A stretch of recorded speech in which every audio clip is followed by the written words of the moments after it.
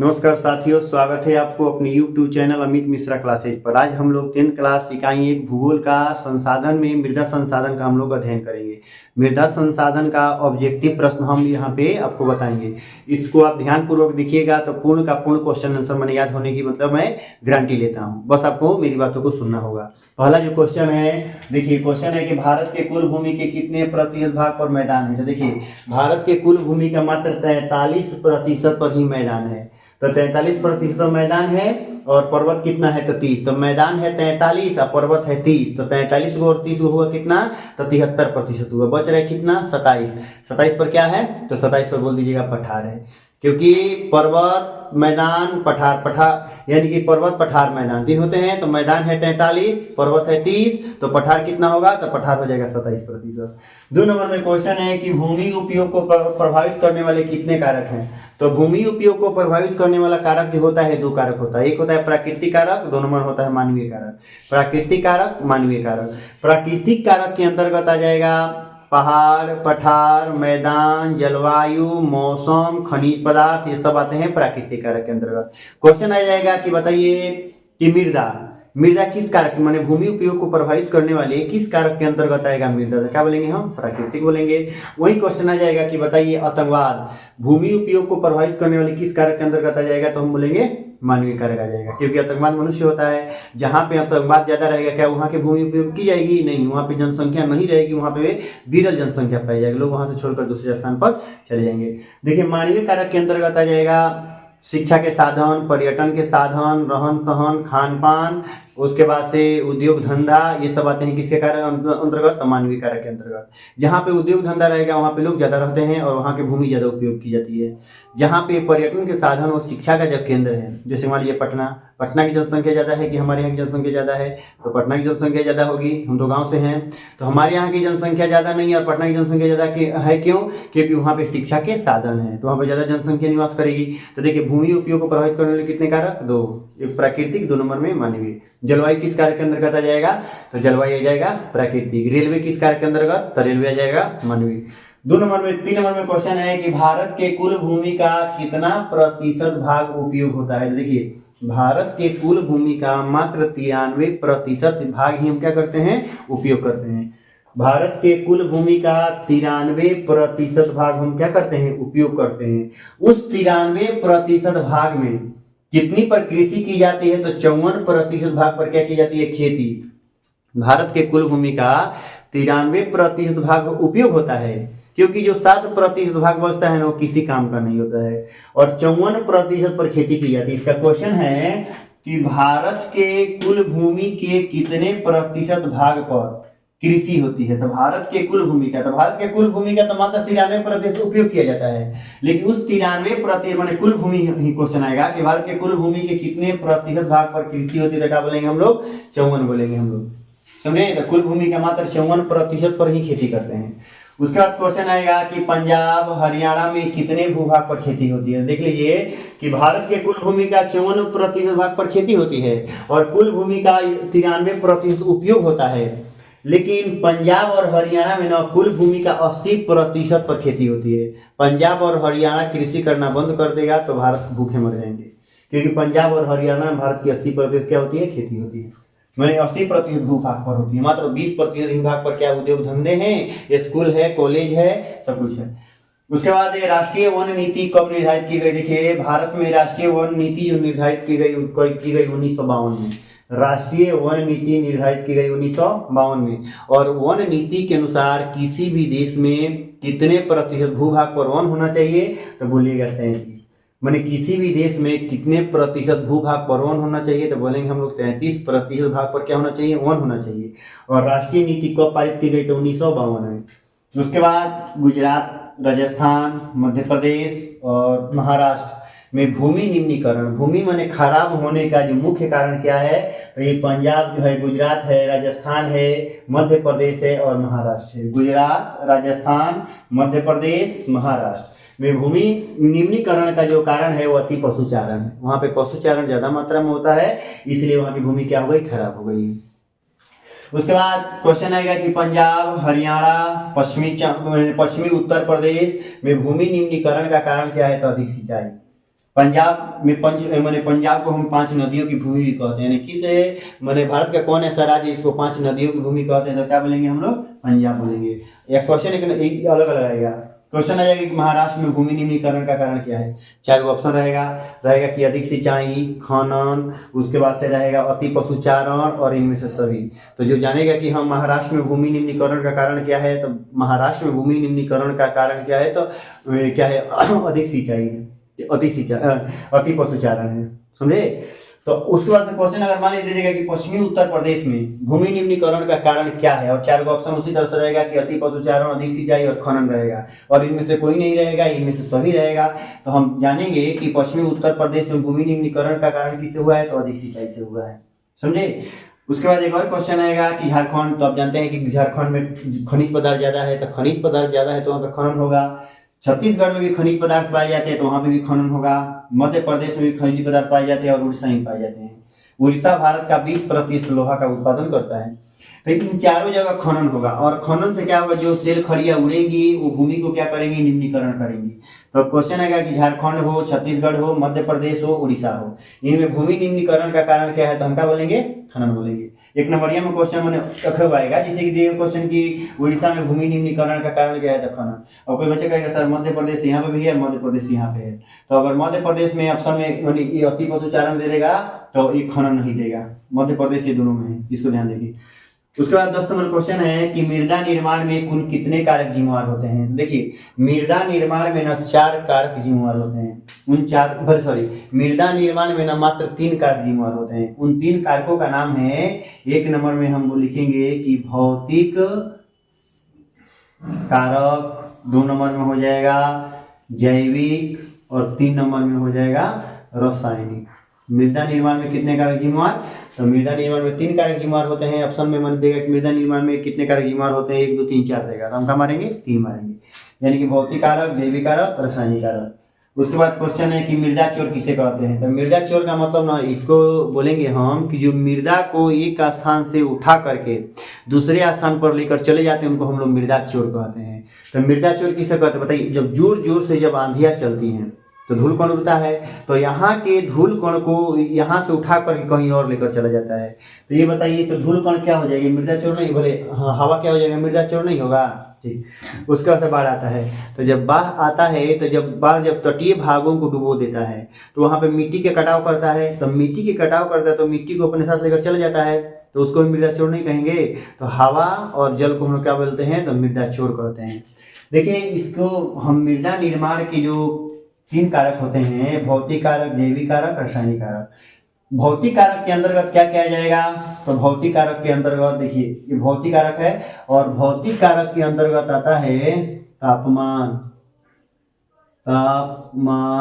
उसके बाद से वर्षा, उसके बाद जलवायु, उसके बाद से उष्णता, उसके बाद आर्द्रता, ये सब आता है भौतिक कारक के अंतर्गत। उसके बाद है जैविक कारक। तो मृदा निर्माण के जो जैविक कारक है यानी कि सूक्ष्म जीवाणु और ह्यूमस के आते हैं, तो जैविक कारक। जैविक कारक के अंतर्गत आ जाएगा सूक्ष्म जीवाणु,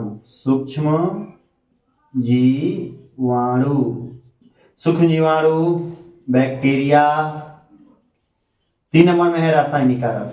तो ये हम जानते करते हैं कि मृदा में जो पोषक तत्व पाए जाते हैं, तो मिट्टी में जो पोषक तत्व होते हैं, तो जितना भाई यूरिया हुआ, फास्फोरस हुआ, सल्फेट हुआ, ये सब क्या है, ये सब रासायनिक कारक हैं। तो मृदा निर्माण में कुल कितने कारक जिम्मेवार, तो 3 कारक होते हैं, भौतिक कारक, जैविक कारक, रासायनिक कारक।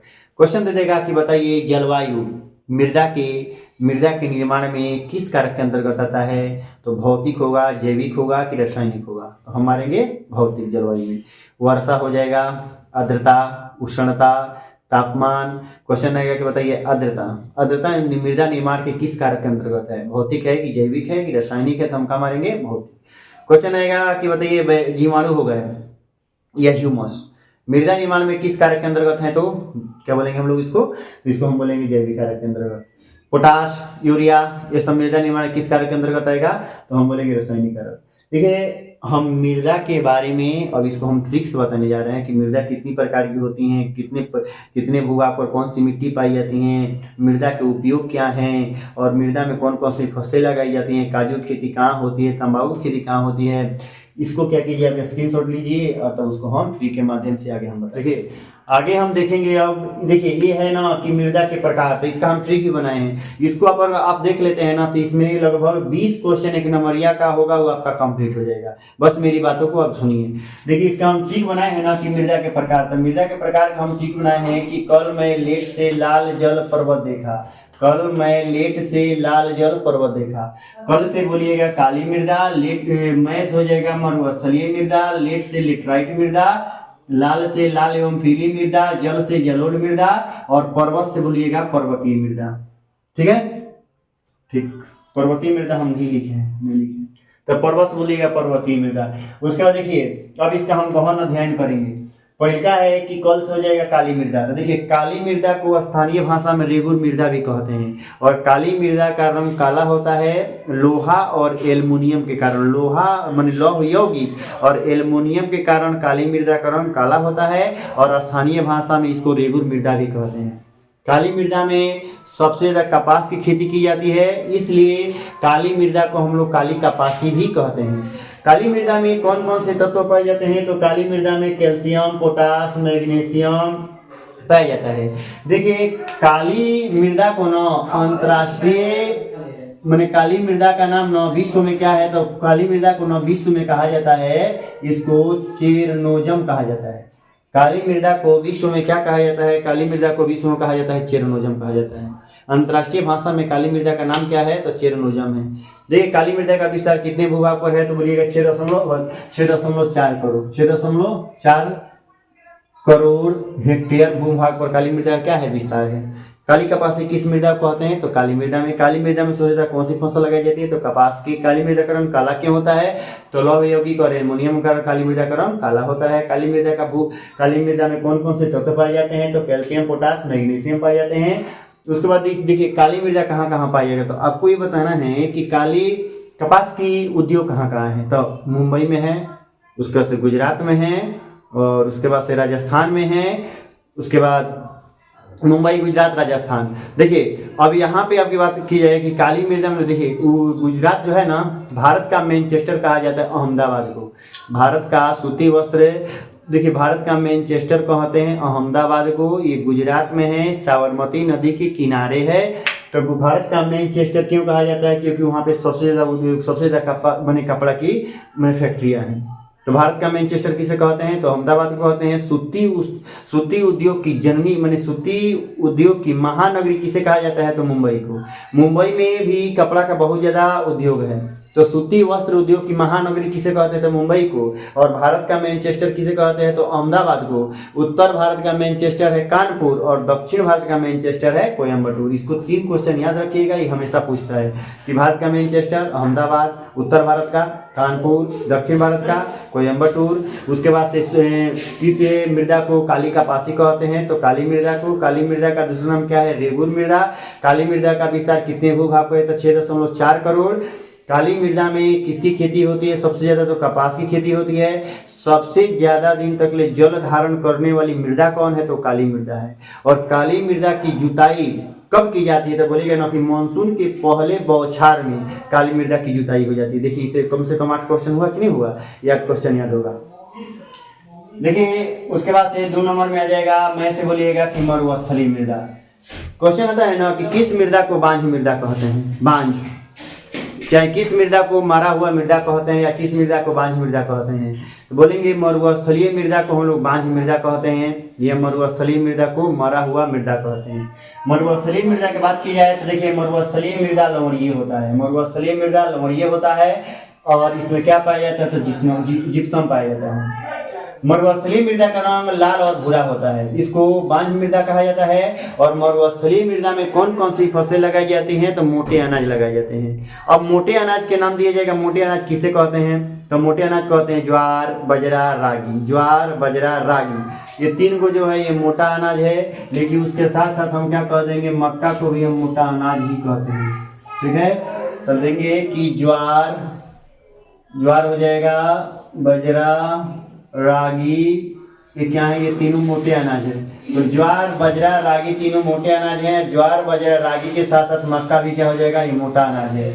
इसको मोटे अनाज इसलिए कहा जाता है क्योंकि इसमें क्या देखिए, ज्वार, बाजरा और रागी, इन दोनों हमको भूल पड़ा रहा है कि इसमें देखिए इसमें कार्बोहाइड्रेट ज़्यादा मात्रा में पाया जाता है। तो कार्बोहाइड्रेट ज़्यादा मात्रा में पाए जाने के कारण इसको हम लोग मोटा अनाज कहते हैं। ज्वार, बाजरा और रागी को मक्का भी आता है, इसमें कार्बोहाइड्रेट ज़्यादा मात्रा में पाया जाता है, इसलिए इसको हम लोग मोटा अनाज कहते हैं। देखिए, मरुस्थलीय मृदा को बांझ मृदा भी कहा जाता है। मरुस्थलीय मृदा में लवण की मात्रा ज़्यादा होती है, जिसमें जिप्सम पाया जाता है, इसका रंग लाल और भूरा होता है। उसके बाद से है लेट। देखिए अब यहाँ पे लेट है, तो लेट से बोलेंगे हम लेटराइट मृदा। लेटराइट मृदा जो होता है अम्लीय होता है, और लेटराइट मृदा अम्लीय होता है, इसमें लोहा ऑक्साइड के कारण इसका रंग लाल होता है। लेटराइट जो शब्द है इसकी उत्पत्ति ग्रीक भाषा के लेटर शब्द से हुई है। लेटराइट शब्द की उत्पत्ति ग्रीक भाषा के लेटर शब्द से हुई है, जिसका अर्थ होता है ईंट। इसका अर्थ होता है ईंट। लेटराइट शब्द की उत्पत्ति ग्रीक भाषा के लेटर शब्द से, ग्रीक भाषा के लेटर शब्द से हुई है, जिसका अर्थ होता है ईंट। तो ईंट का रंग होता है लाल, तो इस मृदा का रंग होगा लाल। यह मृदा अम्लीय होता है, जिसमें लोहा ऑक्साइड पाया जाता है, और लोहा ऑक्साइड के कारण इसका रंग होता है लाल। देखिए, लेटराइट शब्द की जो उत्पत्ति ग्रीक भाषा के लेटर शब्द से हुई है, जिसका अर्थ होता है ईंट का रंग लाल होता है, तो इससे इस मृदा का रंग होता है लाल। लेकिन क्यों होता है लाल? तो बोलिएगा कि लोहा ऑक्साइड के कारण इसका रंग होता है लाल। सबसे ज्यादा काजू की खेती के लिए कौन सी मृदा उपयुक्त मानी जाती है? तो हम बोलेंगे लेटराइट मृदा। लेटराइट मृदा में दूसरा फसल लगाया जाता है, चाय भी लगा सकते हैं, कहवा भी लगाया जाता है। तो लेटराइट, देखिए लेटराइट मृदा में काजू, चाय, कहवा की खेती भी करते हैं, और इसका रंग लाल होता है लोहा ऑक्साइड के कारण। यह मृदा जो होता है अम्लीय होता है। लेटराइट शब्द होता है ग्रीक भाषा के लेटर शब्द से लिया गया है, जिसका अर्थ होता है ईंट। ईंट का रंग होता है लाल, तो इसलिए लेटराइट मृदा का रंग होगा लाल। लेटराइट मृदा भारत में तमिलनाडु, केरल, कर्नाटक, महाराष्ट्र आदि राज्यों में क्या होते हैं? तो पाए जाते हैं। तमिलनाडु, केरल, कर्नाटक, महाराष्ट्र राज्यों में लेटराइट मृदा पाया जाता है। उसके बाद है लाल एवं पीली मृदा। तो देखिए भारत में लाल एवं पीली मृदा का, देखिए लेटराइट जो मृदा है इसका कुल 7.2 करोड़ हेक्टेयर पर लेटराइट मृदा है। उसके बाद लाल एवं पीली मृदा है, तो भारत के 25% मैंने भारत की मृदा का 25% जो भाग होता है ना, लाल एवं पीली मृदा होता है। लाल एवं पीली मृदा में नाइट्रोजन, फास्फोरस और जो ह्यूमस है ना, कम मात्रा में पाए जाते हैं। लाल एवं पीली मृदा ये ज्यादा उपजाऊ नहीं होती है। देखिए लाल मृदा जब पानी में भीग जाती है तो वो पीली हो जाती है, इस तरह से रहती है वो लाल। और लाल क्यों होती है? तो आयरन ऑक्साइड के कारण ये भी होती है लाल। पानी भीग जाने के कारण इसका रंग हो जाता है पीला। देखिए ये पाया जाता है उड़ीसा में, छत्तीसगढ़ में। हम क्वेश्चन है कि काजू खेती के लिए कौन सी मृदा प्रयुक्त मानी जाती है? तो क्या बोलेंगे? कौन सी? लेटराइट मृदा। और लेटराइट शब्द की उत्पत्ति ग्रीक भाषा के लेटर शब्द से ही होता है, जिसका अर्थ होता है ईंट। ईंट का रंग लाल होता है, इसलिए लेटराइट मृदा का रंग भी होगा लाल होगा। उसका क्वेश्चन आ जाएगा कि बताइए कि लेटराइट मृदा का रंग लाल क्यों होता है? तो बोलेंगे आयरन ऑक्साइड के कारण इसका रंग होता है लाल। इसमें लेटराइट मृदा में और कौन कौन सी फसल लगाई जाती है? काजू भी लगा सकते हैं और चाय भी लगा सकते हैं। देखिए लाल एवं पीली मृदा हो गया। उसके बाद देखिए जल से हो जाएगा जलोढ़ मृदा। भारत की जो सबसे उपजाऊ मृदा है वो है जलोढ़ मृदा। भारत की सर्वाधिक उपजाऊ मृदा है वो जलोढ़ मृदा है। और जलोढ़ जो मृदा होती है ना, ये दो प्रकार की होती है। एक नंबर में होता है खादर और 2 नंबर में है बांगर। 1 नंबर में खादर, 2 नंबर में बांगर। देखिए इसका नाम है जलोढ़। जल जिसको ओढ़ कर लाती है, माने जिस मृदा को जल ओढ़ कर लाएगी उसी को हम लोग जलोढ़ मृदा कहते हैं। जलोढ़ मृदा होती है 2 प्रकार के, खादर, बांगर। खादर का मतलब हुआ कि नदियों द्वारा बहा कर लाई गई नवीन जलोढ़ मृदा। नवीन का मतलब नया, नवीन मतलब नया। तो जो मृदा नया होती है वो जलोढ़ है, माने बाढ़ के द्वारा जो मिट्टी लाई गई है जो नया है वो है खादर। और बाढ़ के द्वारा जो 1 साल 2 साल पुरानी जो मृदा है उसको हम बोलेंगे बांगर। ये बताइए जो सबसे उपजाऊ मृदा कौन होगी? खादर होगी कि बांगर? तो खादर उपजाऊ होती है और बांगर उससे कम उपजाऊ होता है, इसलिए इसको नाम है खादर है। तो जलोढ़ मृदा को प्रकार की 2, खादर और बांगर। नदियों द्वारा बहा कर लाई गई नवीन जलोढ़ मृदा को क्या कहते हैं? खादर कहते हैं। और नदियों द्वारा बहा कर लाई गई पुरानी जलोढ़ मृदा को क्या कहते हैं? तो बांगर कहते हैं। देखिए जलोढ़ मृदा भारत के कितने भूभाग पर है? तो ये भी है 6.4 करोड़ हेक्टेयर भूभाग पर जलोढ़ मृदा का विस्तार है। ये भारत के कुल मृदा का 40% होता है। ये सबसे उपजाऊ है। जलोढ़ मृदा का निर्माण भारत की 3 नदियां करती हैं, गंगा, सिंधु ब्रह्मपुत्र, गंगा सिंधु ब्रह्मपुत्र जलोढ़ मृदा का निर्माण करती हैं। गंगा सिंधु ब्रह्मपुत्र नदियां जलोढ़ मृदा का निर्माण करती हैं। तो गंगा सिंधु और ब्रह्मपुत्र नदी जिन जिन राज्यों से होकर गुजरी होंगी उन उन राज्यों में जलोढ़ मृदा होगा। तो ये भूगोल का फर्स्ट क्वेश्चन है कि भारत में जलोढ़ मृदा का विस्तार किन किन राज्यों में है। तो जलोढ़ मृदा का विस्तार, तो गंगा नदी कहाँ से आती है, तो मान लीजिए उत्तराखंड में हिली है। उसके बाद उत्तर प्रदेश आएगी, उत्तर प्रदेश से बिहार में, बिहार से पश्चिम बंगाल जाती है, पश्चिम बंगाल से बांग्लादेश में, बंगाली खाड़ी में गिर जाती है। तो गंगा नदी के लिए हम बोल देंगे क्या, उत्तराखंड बोल देंगे। उसके बाद से बोलेंगे उत्तर प्रदेश, बिहार, पश्चिम बंगाल, 4 हुआ। उसके बाद सिंधु ब्रह्मपुत्रा नदी जो है असम बोल देंगे हम, और असम अरुणाचल प्रदेश, असम तो अरुणाचल प्रदेश का खत्म करिए तो बोलेंगे असम बोल देंगे। तो असम है ब्रह्मपुत्रा नदी, और असम के बाद से जाती है पश्चिम बंगाल में और गंगा से मिल जाती है। उसके बाद से सिंधु नदी, तो सिंधु नदी उधर गुजरात में और राजस्थान में, गुजरात और राजस्थान में। जो जलोढ़ मृदा भारत के किन किन राज्यों में है, तो बोलेंगे कि उत्तर प्रदेश, बिहार, पश्चिम बंगाल, गुजरात हो जाएगा, असम हो जाएगा। इन राज्यों में जलोढ़ मृदा का विस्तार है। इस मृदा में कौन कौन सी फसलें लगाई जाती हैं, तो आप जानबे करते हैं कि भारत की सबसे उपजाऊ जो मृदा है जलोढ़ है, तो सही फसलें लगाई जाएंगी। बोलेंगे धान, गेहूं, गन्ना, मक्का, बाजरा सब लगाया जाएगा। जलोढ़ मृदा का विस्तार 6.4 करोड़ भूमि पर है, ठीक है ना। ये सबसे उपजाऊ है। जलोढ़ मृदा को प्रकार की होती है, 2 प्रकार की। नदियों द्वारा बहाकर लाई गई नवीन जलोढ़ मृदा को खादर कहते हैं, और पुरानी जलोढ़ मृदा को बांगर कहते हैं। सबसे उपजाऊ जो मिट्टी है वो खादर है। और उसके बाद यहाँ पे है कि उत्खात भूमि क्या है, तो उत्खात वैसी भूमि को कहा जाता है। उत्खात वैसी भूमि को कहा जाता है जिस जो भूमि माने कटाव, माने नदी के, माने जल के कटाव, माने वर्षा के जल के कटाव से बनता है ना, उसको उत्खात भूमि कहते हैं। एग्जाम्पल के लिए हम इसको ऐसे समझा सकते हैं, जैसे कि मान लीजिए कोई मैदान है, अगर वर्षा के जल क्या करता है, यहाँ पे गड्ढा बना दे, इधर गड्ढा बना दे, इधर गड्ढा बना दे, तो अगर मान लीजिए भूमि जोतने लायक नहीं रहेगी, नहीं ना। तो वैसी भूमि जो माने जो फसल लगाने योग्य ना हो या जोतने योग्य ना हो, ठीक है ना, उसी को हम लोग क्या बोलते हैं, उत्खात भूमि। तो बोलेंगे वर्षा के जल द्वारा जो भूमि का रूप बिगड़ गया है उसी को हम लोग क्या बोलेंगे, तो उसी को हम लोग उत्खात भूमि कहते हैं। क्वेश्चन आता है ना कि वर्षा के जल द्वारा जिस भूमि का रूप बदल गया है, जहाँ पे हम लोग जुताई नहीं कर सकते, वैसी भूमि को क्या कहते हैं। 4 गो ऑप्शन रहेगा, वो शुद्ध पृथ्वी भूमि, शुद्ध बोया गया भूमि, या उत्खात भूमि। तो आप क्या मानेंगे, तो उत्खात भूमि मानिएगा। उसके बाद यहाँ क्वेश्चन है कि समुच्च रेखीय खेती माने कहाँ होती है, तो देखिए पहाड़ी और ढलानी क्षेत्रों पर, पहाड़ी और ढलानी क्षेत्रों पर मृदा अपरदन को रोकने हेतु जो कृषि की जाती है उसी कृषि को समुच्च रेखीय खेती कहते हैं। पहाड़ी और ढलानी क्षेत्रों पर मृदा अपरदन को रोकने हेतु जो कृषि की जाती है उसी कृषि का नाम है समुच्च रेखीय खेती। एक और क्वेश्चन है कि कृषि की पट्टिका पद्धति कहाँ प्रचलित होती है। देखिए तो समुच्च रेखीय खेती कहाँ की जाती है, तो पहाड़ी और ढलानी क्षेत्रों पर। क्यों की जाती है, तो मृदा अपरदन को रोकने के लिए। तो समुच्च रेखीय खेती कहाँ किया जाएगा, तो अब बताइए उत्तराखंड में पहाड़ है, तो उत्तराखंड में नहीं किया जाएगा, किया जाएगा। इसको दूसरा नाम है सोपानी कृषि। क्या नाम है, तो सोपानी कृषि किस राज्य में प्रचलित है। 4 को ऑप्शन देगा, बिहार, पश्चिम बंगाल, उत्तराखंड, और उत्तराखंड दे देगा, और चौथा ऑप्शन दे देगा, चौथा ऑप्शन निम्न मध्य प्रदेश दे देगा। हम क्या मानेंगे, तो उत्तराखंड मार देंगे। उसके बाद से उत्तराखंड भी हो जाएगा, और जो पर्वतीय राज्य हो गए वहां पे हम लोग क्या मानेंगे, समुच्च रेखीय खेती मानेंगे। पहाड़ी और ढलानी क्षेत्रों पर मृदा अपरदन को रोकने हेतु जो कृषि की जाती है उसको समुच्च रेखीय खेती कहते हैं। इसका एक और नाम है सीढ़ीनुमा खेती। सीढ़ीनुमा खेती का मतलब हुआ कि मान लीजिए जैसे कि ये 2 किताब है, अब एक यहाँ पे है तो एक यहाँ पे है, फिर सीढ़ी की तरफ फिर आगे गया, नीचे गया, ऊपर गया, माने इस तरह से सीढ़ी की तरह लगाया गया होगा, इसी को हम सीढ़ीनुमा खेती भी कहते हैं। उसके बाद तो कृषि की पट्टिका पद्धति, कृषि की पट्टिका पद्धति ना बोलिएगा जहाँ पे हवा यानी कि पवन अपरदन वाले क्षेत्रों में कृषि की पट्टिका पद्धति अपनाई जाती है। उसमें क्या किया जाता है ना कि यहाँ पे फसल लगाया जाता है, फिर यहाँ पे घास की पट्टी होती है, फिर यहाँ पे फसल, फिर यहाँ पे घास की पट्टी होती है।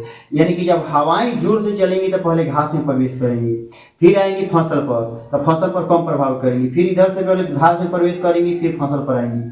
तो दिया जाएगा ना कि पवन अपरदन वाले क्षेत्रों में कृषि की कौन सी पद्धति अपनाई जाती है, तो क्या बोलेंगे, लिखेंगे हम कृषि की पट्टिका पद्धति। कृषि की पट्टिका पद्धति में एक क्यारी में फसल होता है, दूसरे क्यारी में घास होता है, फिर तीसरे में फसल होता है, चौथे क्यारी में घास होता है। इस तरह उसको क्या किया जाता है, लगाया जाता है। देखिए